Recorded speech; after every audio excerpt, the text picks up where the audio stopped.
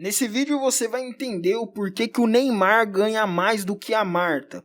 E ou melhor, o porquê atletas masculinos ganham mais do que as atletas femininos. Eu garanto que a resposta desse vídeo vai te impressionar. Antes disso, seja bem-vindo a Manual do Esporte. O meu nome é Vitor, sou formado em organização esportiva e a minha intenção aqui é informar através de argumentos técnicos e lógicos o porquê que isso acontece. Durante as Olimpíadas, novamente, as pessoas voltaram a questionar o porquê que as mulheres recebem menos do que os homens no esporte. E essa pergunta ela pode ter várias respostas, mas eu vou começar explicando aquelas que talvez a maioria das pessoas já saibam. Então vamos lá. De onde vem a renda de um atleta? Se você respondeu que é apenas do seu clube, você respondeu errado. Pois os atletas eles têm outras fontes de renda. Vamos entender. Um atleta de futebol profissional de ponta ganha o salário do seu clube, propaganda, patrocinadores, eventos e venda de camisa. Ou seja, imagine um atleta europeu que ganha 10 mil euros por mês no seu clube, mais 5 mil euros pelo patrocinador, mais 5 mil euros pelo seu direito de imagem ao fazer propaganda, mais 5 mil euros por venda de camisas originais em seu nome. Lembrando que isso é apenas um exemplo. No final, esse jogador ele vai receber 25 mil euros em média por mês. Só que todas as rendas que eu falei aqui até agora, elas têm algo em comum. Elas dependem do público. Vamos então ao exemplo prático. Quando você coloca o Cristiano Ronaldo na propaganda de shampoo, qual que é a ideia da empresa? É fazer com que as pessoas utilizem mais aquele shampoo porque o Cristiano Ronaldo atrai pessoas, correto? É claro que também tem a questão do talento do jogador de fazer o time ganhar jogos, lógico. Agora que já entendemos um pouco sobre a renda dos atletas, vamos trazer mais algumas comparações.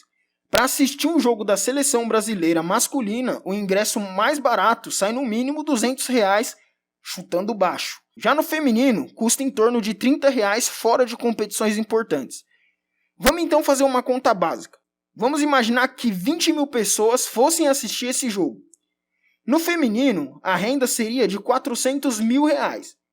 No masculino, seria 4 milhões de reais. Somente aqui já vemos algo muito interessante.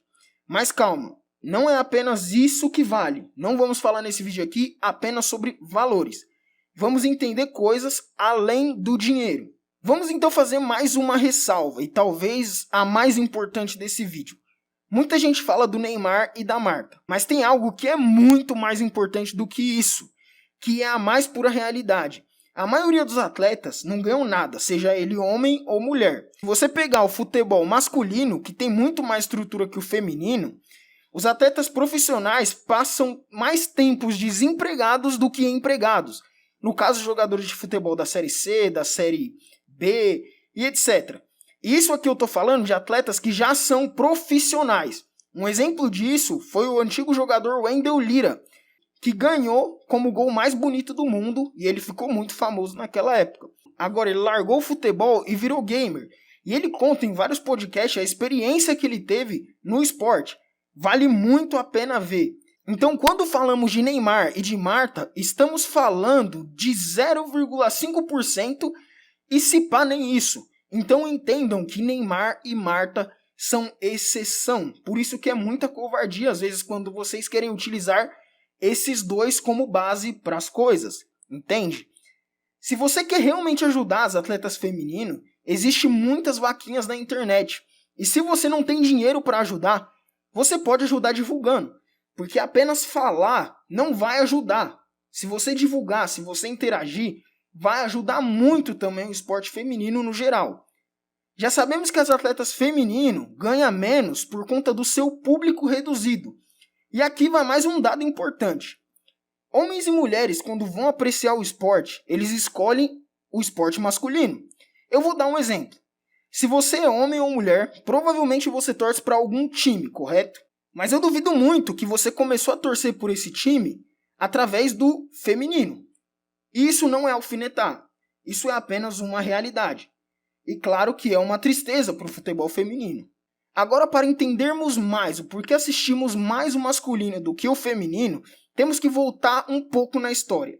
E aqui eu vou falar do futebol, mas não foge para as outras modalidades também. Em 1941, o então presidente Getúlio Vargas proibiu as mulheres de jogar futebol, de praticar lutas e de fazer também outras modalidades. Pois, segundo ele, isso ia de encontro com a natureza feminina. Não preciso nem dizer que isso é um absurdo completo. E essa lei ela só foi revogada em 1975. Ou seja, o esporte feminino, que já não era tão praticado, ficou congelado sem evoluir por mais de 30 anos. Isso mesmo, por mais de 30 anos. E vale a pena lembrar que quando as mulheres jogavam futebol e outras modalidades esportivas, era dentro do circo, com roupas chamativas ou curtas, pois isso era motivo de gracinha. E isso reflete diariamente na qualidade que o feminino tem hoje em relação ao masculino. Vamos lá, vamos explicar isso na prática. Em 1956, uma data próxima de quando as mulheres foram proibidas de jogar, o Pelé estava iniciando a sua carreira. E se você comparar o futebol daquela época com o futebol atual, no masculino no caso, você vai perceber que teve uma evolução. O feminino, essa evolução, ela foi muito mais lenta, na verdade quase congelada, porque as mulheres elas não podiam praticar o esporte. E quero deixar muito bem claro que isso não é uma comparação direta entre masculino e feminino. Ou seja, eu não estou comparando números do Pelé ou da Marta, até porque isso não tem o menor cabimento. E se você faz esse tipo de comparação, para que é muito feio, pois são categorias diferentes, e se você quer comparar números, tem que comparar na categoria vigente. Não faz sentido você comparar números da Marta e do Pelé. Não faz sentido você fazer esse tipo de comparação. E aqui vamos falar mais um pouco sobre o papel da mídia e do Estado nessa história, que são muito importantes. O esporte e a gestão esportiva são assuntos que a maioria das pessoas desconhecem.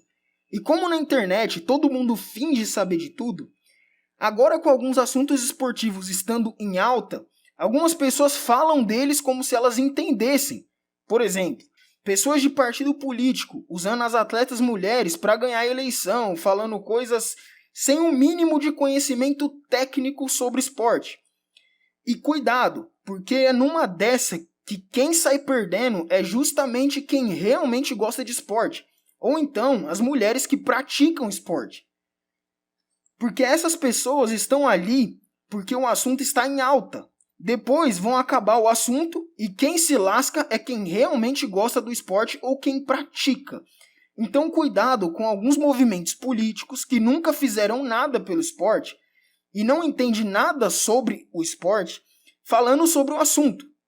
E isso não é indireta, isso é apenas um fato que atrapalha a evolução do esporte feminino. Agora sobre a mídia, sempre fala sobre apoiar o esporte.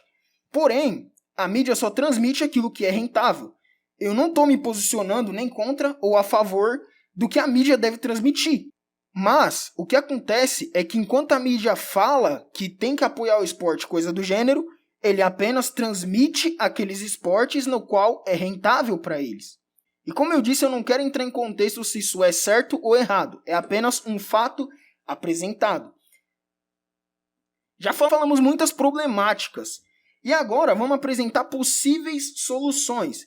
Já entendemos que precisamos trazer público e patrocinadores para o feminino. E a lógica é simples. O público traz patrocinadores. Patrocinadores trazem recursos. Recursos trazem resultados. E resultados trazem público. Uma atitude infeliz que o Estado teve foi obrigar as equipes grandes a ter time feminino.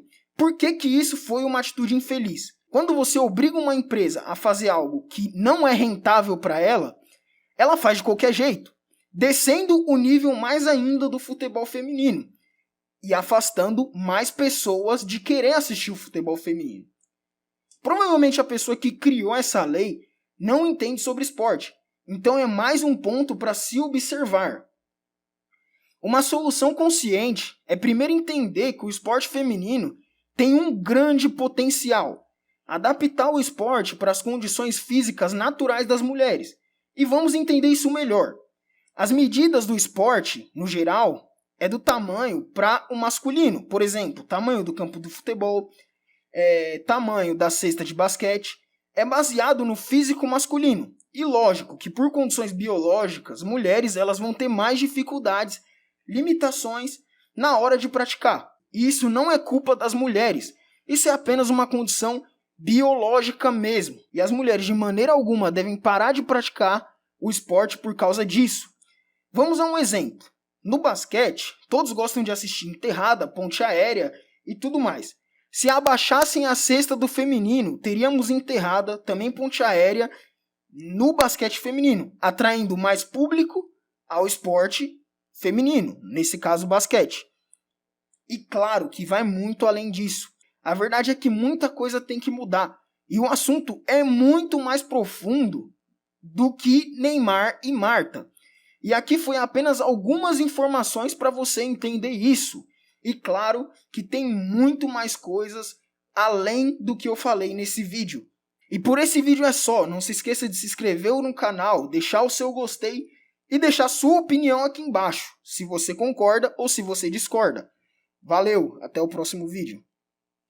Baile de favela em São Gonçalo, baile de favela no Rio de Janeiro. Tem baile de favela e os menor preparado tudo pra dançar com ela. Vai na Baixada, baile de favela em Campo Grande, baile de favela em Niterói, baile de favela e os menor preparado tudo pra dançar com ela. Vai, ela veio quente e hoje eu tô fervendo. Ela veio quente, hoje eu tô fervendo. Quer desafiar, não tô entendendo. Mexeu com o Denis, vai ter que mostrar talento, vai. Na zona oeste baile de favela, na zona norte baile de favela, e na zona sul baile de favela.